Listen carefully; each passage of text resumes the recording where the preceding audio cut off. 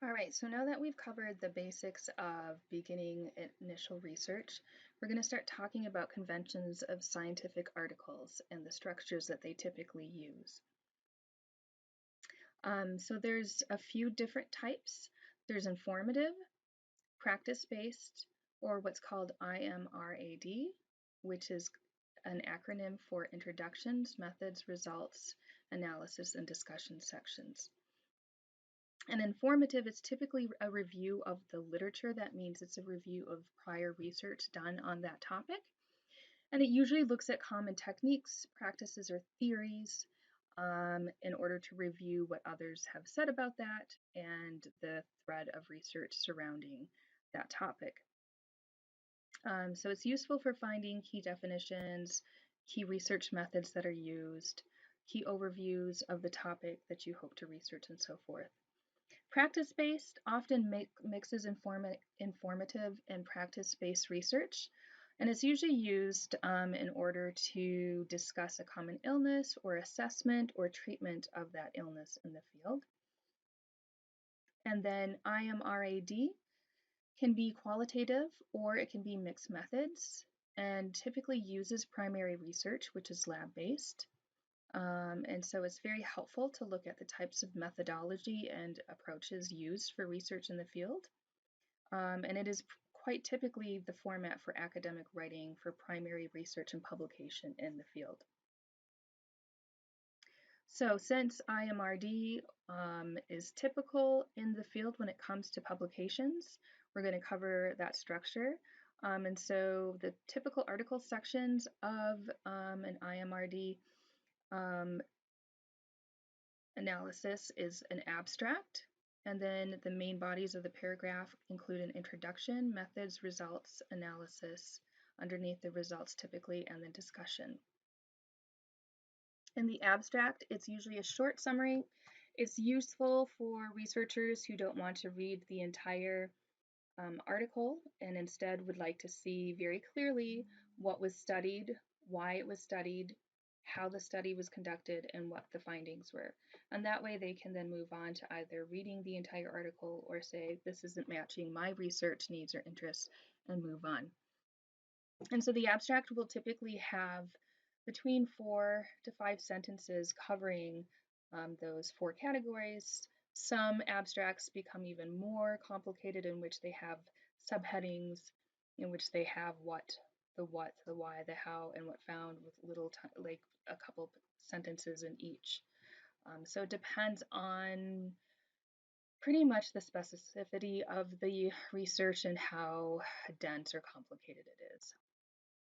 And so if we were to look at an abstract and if we were to follow that kind of structure of what, why, how, what found, and a discussion sometimes can be in those as well, you can see that most abstracts start out with the what, and sometimes the what and the why are combined together, as is in this abstract.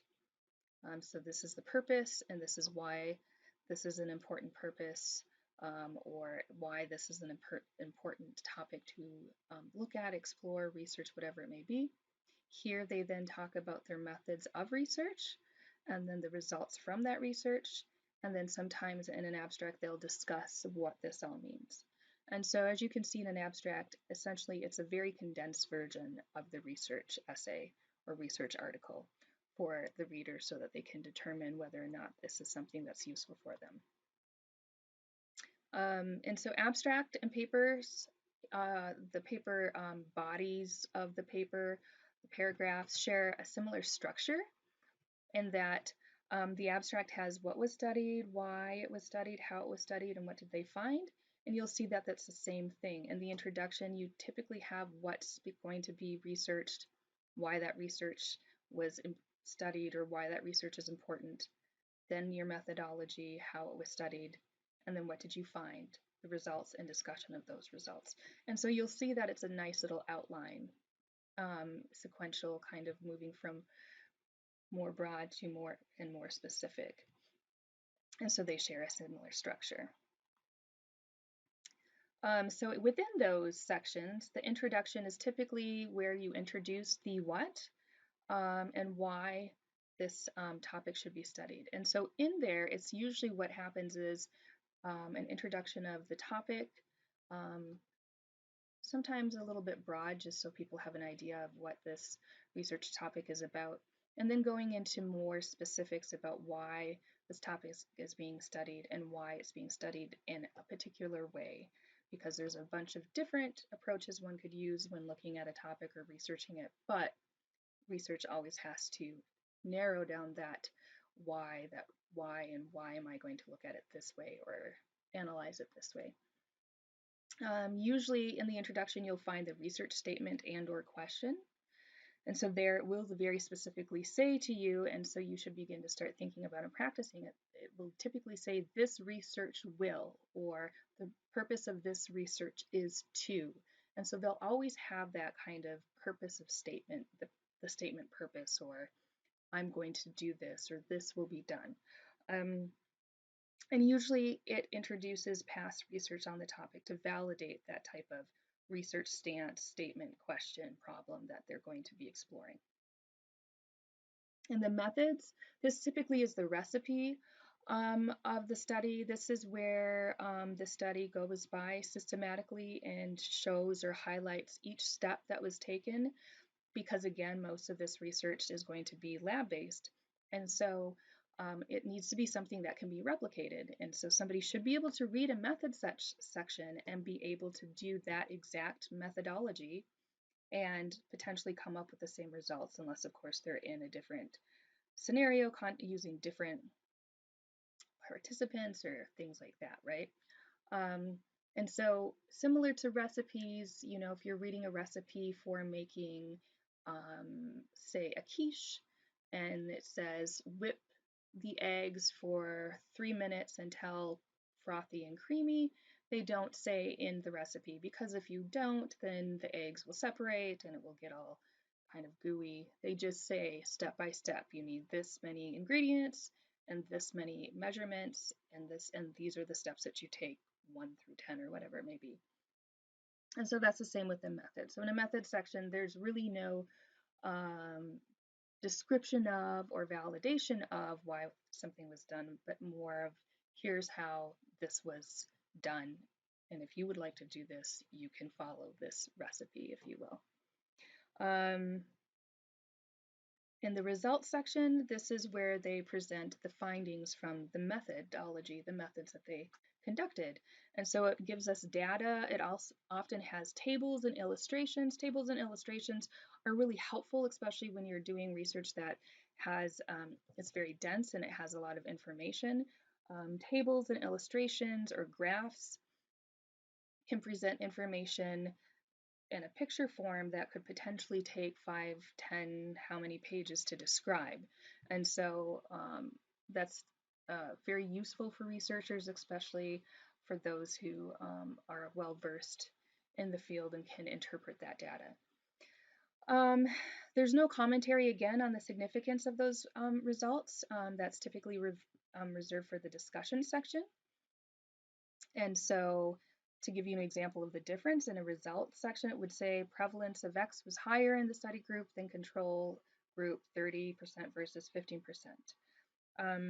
But in the discussion section, they'll talk about these findings and say based on the results of X, X is correlated with the condition of whatever it may be. So they'll go into some more detail about that in the discussions. So if you're new to the field and it's you know, you're not as familiar with the types of methodology that's used, the analysis that's used, all of this. As readers, it's a good idea to look at the methods and results section, but the information that you're going to be able to digest best and will be most useful for you as you're starting to enter into the field will be the introduction, where they'll tell you what is this research, why was it important, what have other people done or said about it. And then the discussion section, which is typically written in a way so that really anyone can look at that discussion of the results of the research and interpret it and understand, you know, the findings or what happened or the relevance or importance of that. And so as we go, of course, to the discussion, it summarizes the findings and it connects us to prior research done, future research that could come from this approach to researching the topic this way, and any implications that the findings from this research might have for the topic of research and the field at large. And so again, this is a really nice section that really anybody could read and say, ah, I get it. I see why this was done and the findings, what the findings were and why this is so important, or why maybe the findings didn't produce what they were hoping, and so forth.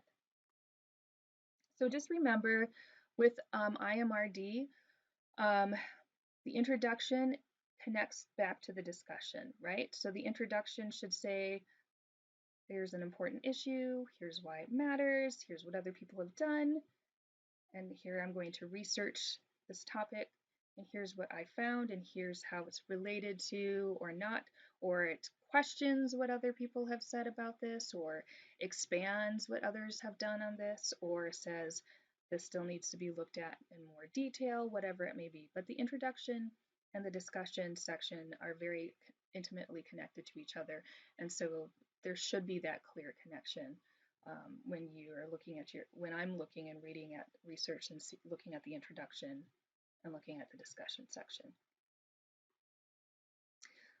So just remember that in IMRD, it follows a very particular structure. It has content that is organized in a very particular way.